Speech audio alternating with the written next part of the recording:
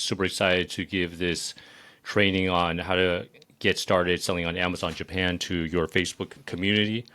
My name is Gary Huang. Today, I'm going to walk you through the 6 bridges to sell into Amazon Japan.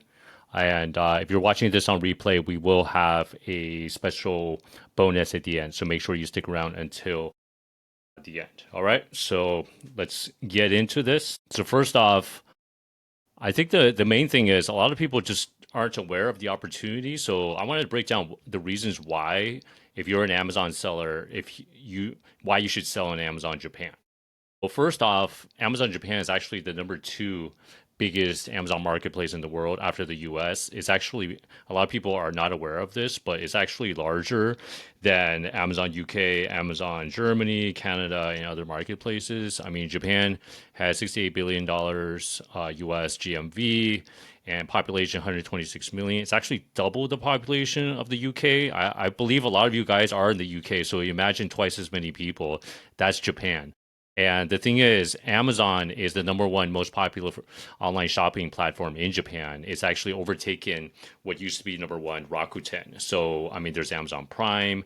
You see the delivery guys running around Tokyo, same day, next day delivery, just as if you were ordering off Amazon in the US or UK and Europe. All right. And ecom is still forecast to grow very quickly, 6% annual in Japan. The other big reason why is there's far less competition in Japan. There's actually fewer sellers, and the sellers that are selling in Japan, they're less sophisticated. A lot of them don't do a great job translating their listings into Japanese, or they're just, doing like a very sloppy job. They're not really paying attention to the details. So the good news is you guys are watching the training today. So by the time you finish this training, you will have a leg up on the competition for this opportunity. So basically, Japan's the second biggest Amazon marketplace that nobody is selling in. Recently, I polled a group of about 230 Amazon sellers. Out of those, 173 were selling in the US, 69 selling in UK, 36 selling in Germany, only 13 people out of 230 selling in Japan. So literally, almost nobody is talking about it. And then just to give you an example of the level of competition or lack thereof in Japan. So I ran a search for thick yoga mats. Okay, so this is one of those obviously saturated products that everyone stays away from, right? Like Amazon US on the left side, you can see that this thick yoga mat has 75,632 reviews, 4.6 stars. But on the right side, this is a screenshot from Amazon Japan's webpage. You can see this is Japanese. It says bestseller. And you can see the reviews. There's only 373 reviews, right? And it's only 3.9 stars. And that's the number 1 bestseller for thick yoga mat. So you're probably wondering, do people in Japan do yoga? Yes, there's a lot of people in Japan that do yoga. But the thing is, like, there aren't as many sellers selling yoga mats. So that just gives you like a glimpse of the level, like how low the competition is. And the other big reason why you should sell in Japan is lower PPC, right? There's fewer sellers and average CPCs. I mean, sometimes we're seeing as low as 29 cents US per click, which is almost unheard of, right? In markets like the US. Okay.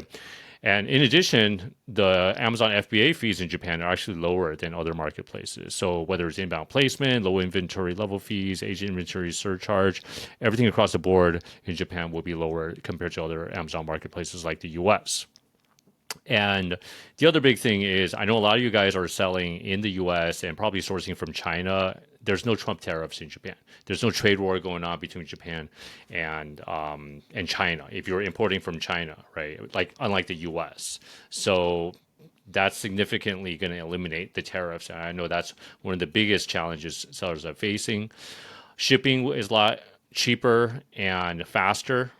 I think a lot of you guys are selling in Europe as well, right? If you're sourcing from China, shipping the products to Europe, Suez Canal, this has been going on for some time, with the instability, the pirates attacking, etc., increasing the time and the cost, and the shipping containers, they're going around South Cape of Good Hope, around the tip of Africa all the way back up, right? Whereas Japan, on the other hand, logistically, I mean, you don't have to be a rocket scientist, right? Just look at the map, you can see that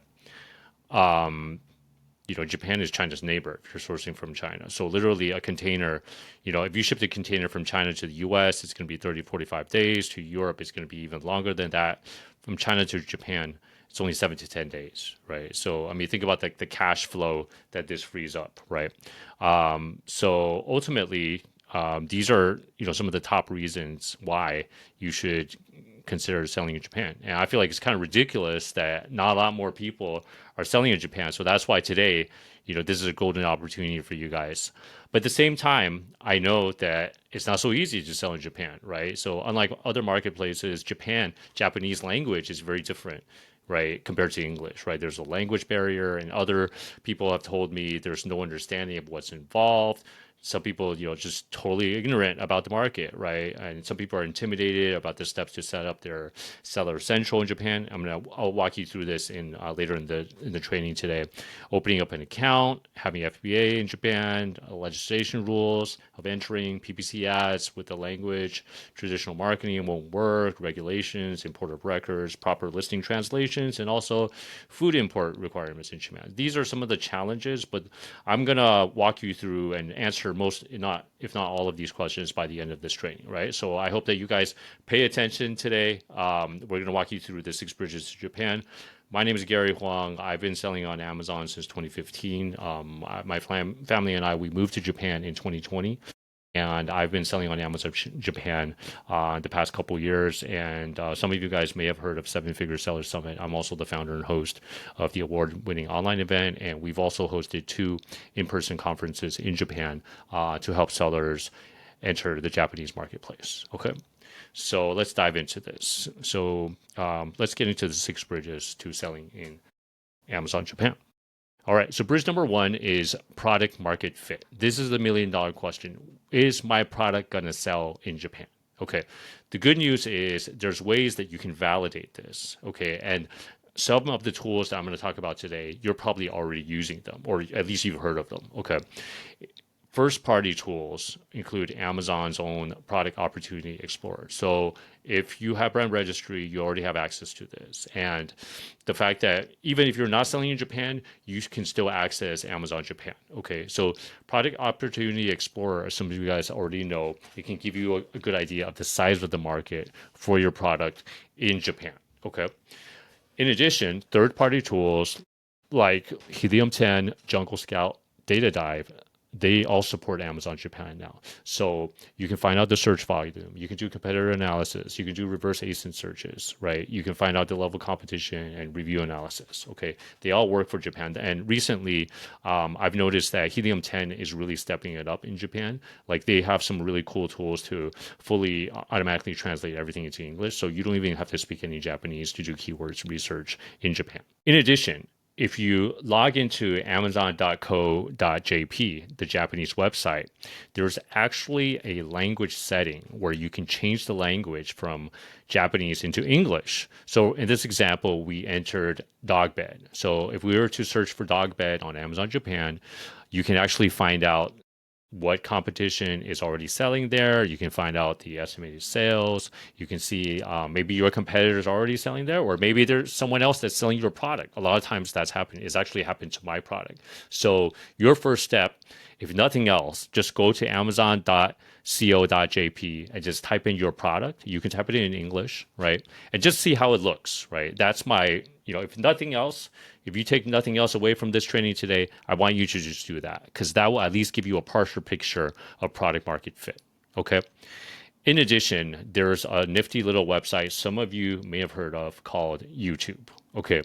In Japan, YouTube is super popular. And let's say if you're selling a kitchen product, right? Let's say you're selling in the US, you're not sure, hey, do Japanese people use this kitchen product? Well, the good news is all you got to do is go on YouTube and you can type in Japanese kitchen tour, right? And in this example, this video is actually called The Idiot's Guide to Japanese Kitchen. And you can see this lady, she's walking through a kitchen in Japan, and you can immediately see how the layout is different, how some appliances aren't available in Japan. I mean, you don't see an oven, and I don't see a dishwasher either. And you can see a lot of the stuff is, vertical, right? Just because Japanese kitchens tend to be a lot smaller. So the good news is you don't have to physically step foot in Japan yet. You can do a lot of this research online using the tools I just mentioned. Okay. So this will give you a glimpse of how Japanese people may or may not use your product. If you do see your product used by people in Japan, that's a good sign. Okay. It's not fail safe, but that's a start in terms of product market fit. Okay. So I hope this is making sense for you guys. Just to give you a counter example of a bad product market fit. Okay, as you can see here, we have taco holders. So this is a thing in the US. I don't know in the UK whether people like tacos or not. If someone can comment below and let me know, that would be helpful. But at least in Japan, not many Japanese people make tacos at home. I mean, I love tacos, but it's not a big thing, especially for home cooking. So if you are selling taco holders, if you got success in the US, I hate to break it to you, but it's probably not going to sell well in Japan. If you followed the earlier steps that I just showed you, you would find out exactly that. Okay, so that's number one, product market fit. Bridge number two is import and compliance. The big takeaway right now is the Japanese import and compliance regulations and laws, they're different. They're different to the US, they're different to UK and Europe. Japanese has their own laws, and I don't have time to get into all of the details. And obviously, your products, you're selling, everyone's selling different products, right? But there are four key categories or rules of thumb that I'd like you guys to pay attention to. Number one is supplements, number two is cosmetics. Three is medical devices, and four is plastic products that touch food or drink. So essentially, anything that goes on the body or in the body, Japanese regulatory agencies, they tend to scrutinize this a lot more. Okay, so that means that you have to be aware of the compliance and testing costs. The costs also, they depend on the size of your product and also the complexity of the product. So if you have more, the more parts you have, the more likely that it will be more complicated and more costly. Okay, it can be more expensive as well. All right. In terms of registering a company, I know some of you guys had the question, do I need to set up a company in Japan to sell on Amazon? The good news is no, you do not. So you can use a foreign entity, whether it's a US LLC or it's UK registered corporation, you can use that to legally sell in Japan. Okay. But you need what they call a Japanese ACP. It stands for Attorney for Customs Procedures. Okay. So what this is essentially this is an agent that is on the ground in Japan. They're representing you, and what the Japanese government want is if anything goes wrong with your product, they want to be able to pick up the phone to call someone or contact someone in language in Japanese. Okay, so you can actually hire out these ACPs, and if you guys have any questions, let me know. I'm happy to share more about that. All right. And I want to, make this interactive, guys. So for those of you guys that are tuning in live, if there's any questions you have, feel free to drop them in the chat. Either I'll get to them during or after the presentation. All right. So I want to really maximize our time together. All right. Okay, cool. So let's keep going. Bridge number three, localization, or what I call Japanification. All right. What do I mean by that? Localization goes beyond just translating into Japanese. All right. I mean, you got to make sure that your listings, they're really tailored for the Japanese market and to the Japanese culture, right? So that includes everything from the product descriptions to the images. And then there's even more beyond the translation. As you can see on screen with Maybelline, obviously this is a world famous cosmetics brand, right?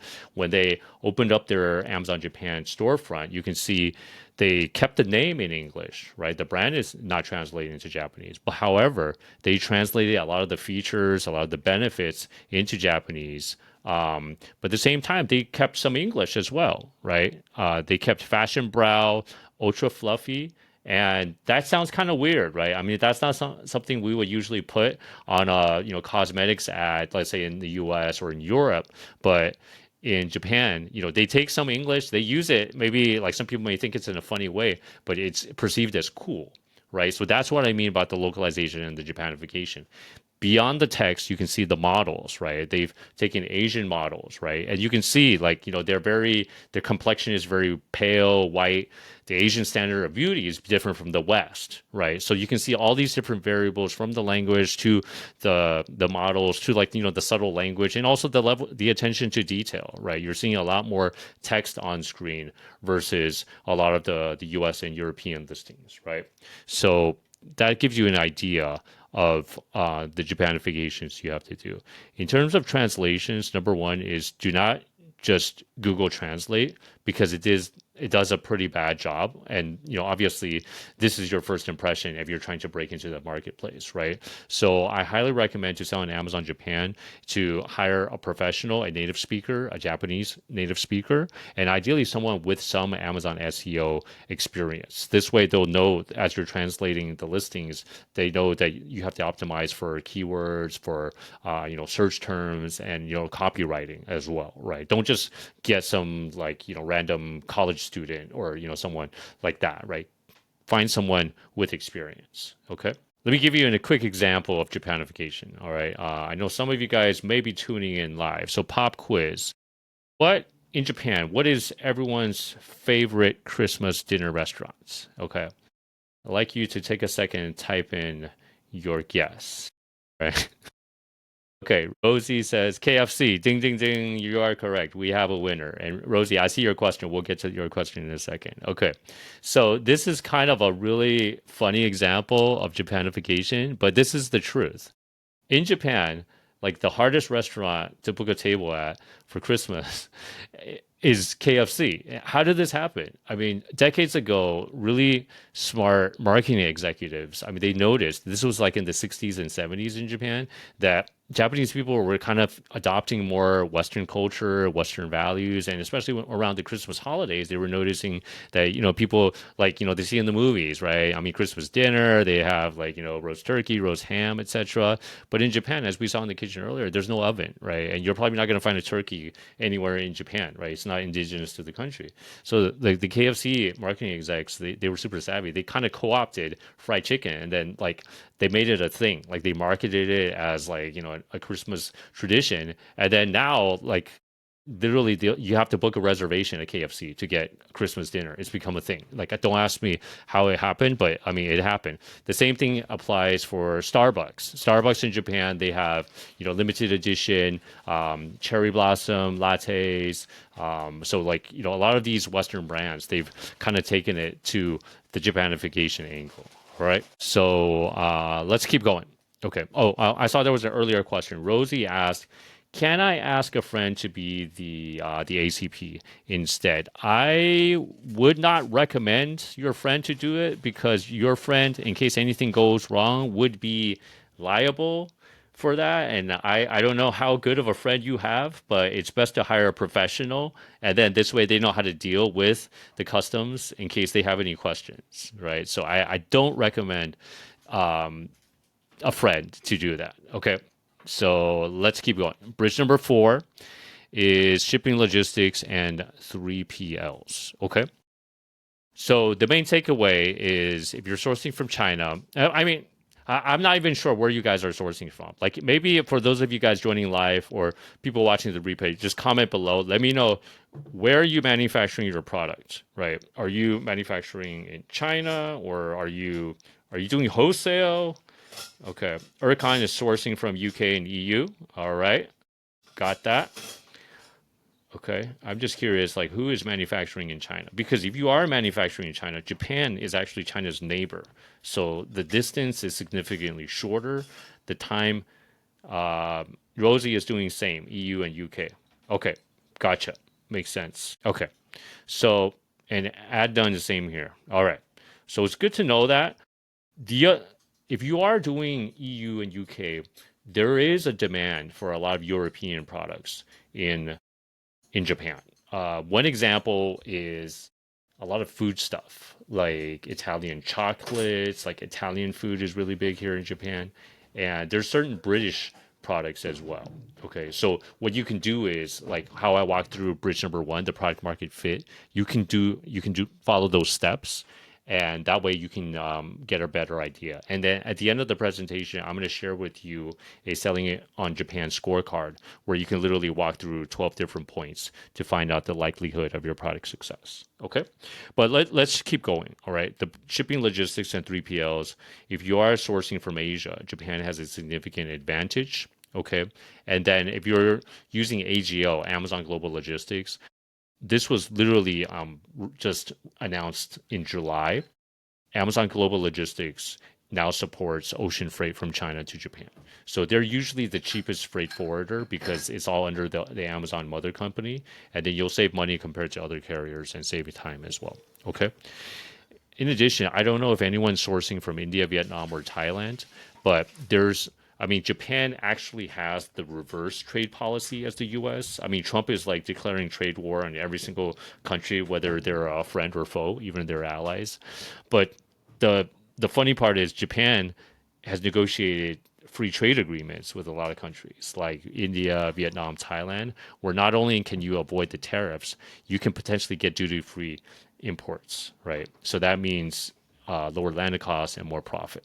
Okay, let's go to bridge number 5, and this is launch strategy. Okay, if you're already selling products, let's say in Amazon UK or EU or US, the beauty of selling in Japan is you have what they call the Amazon Global Review System.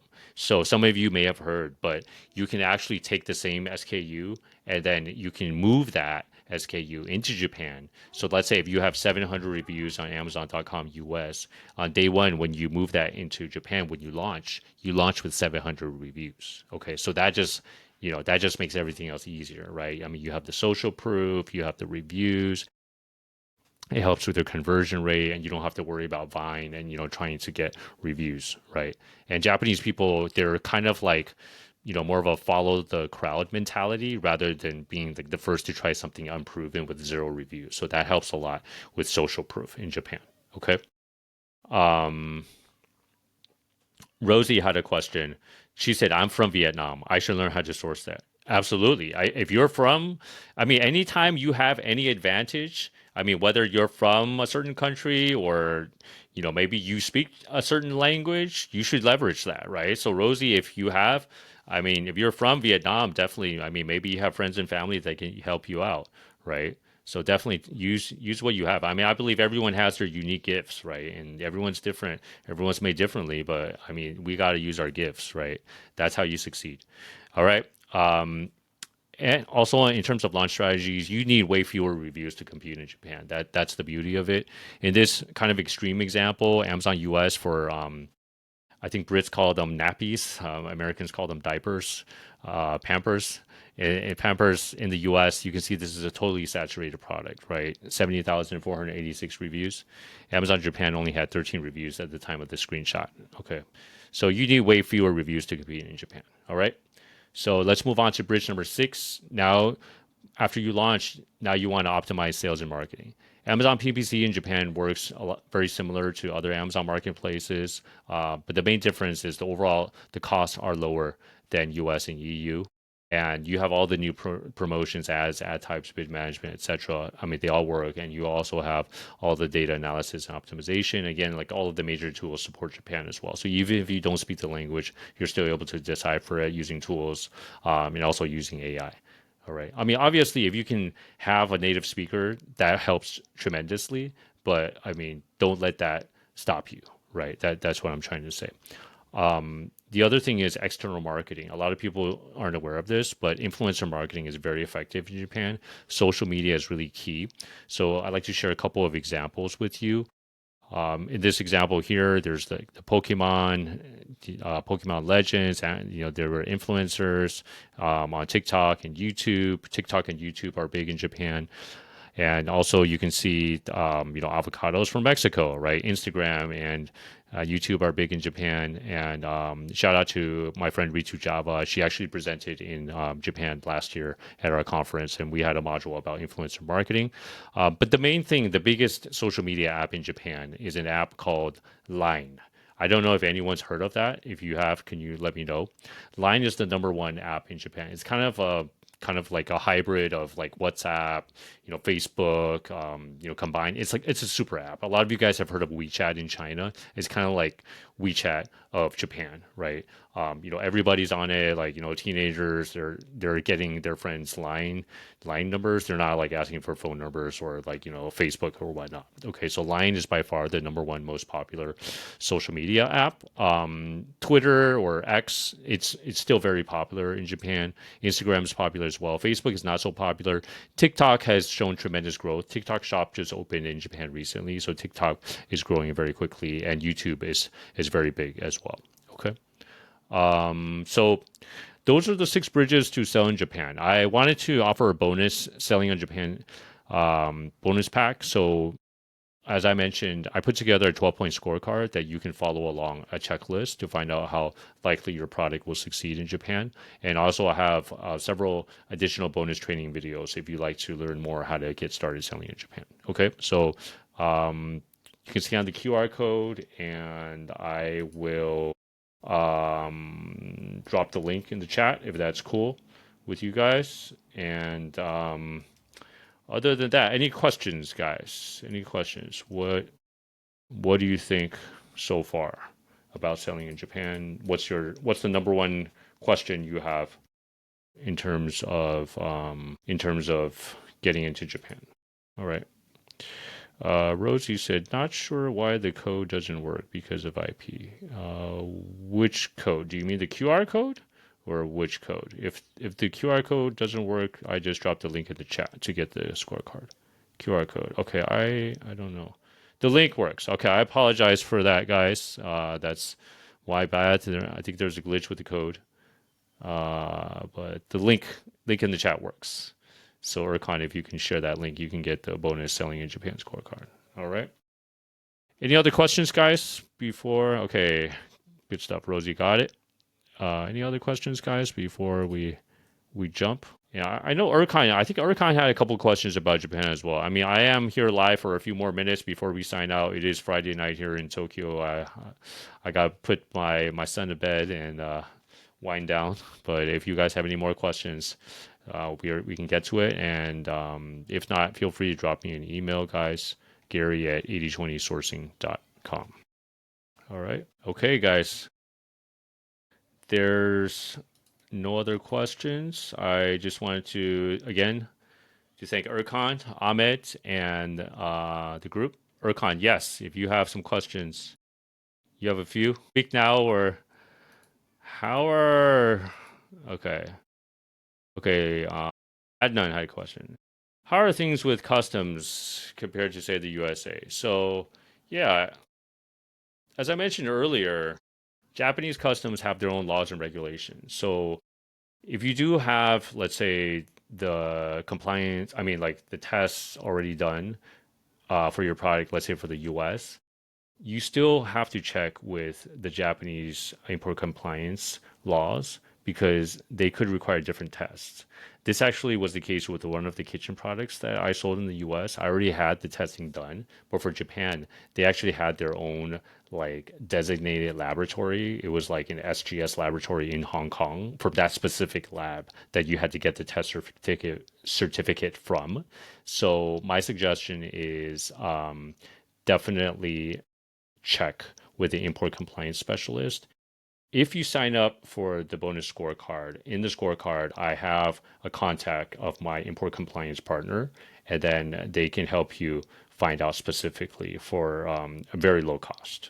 Okay. All right. Next question, Erkan. For those sellers doing online arbitrage and wholesale business, could you discuss the opportunities in Japan for those sellers, VAT and taxes, etc.? Okay. I am not a tax specialist, so please don't take this for legal advice.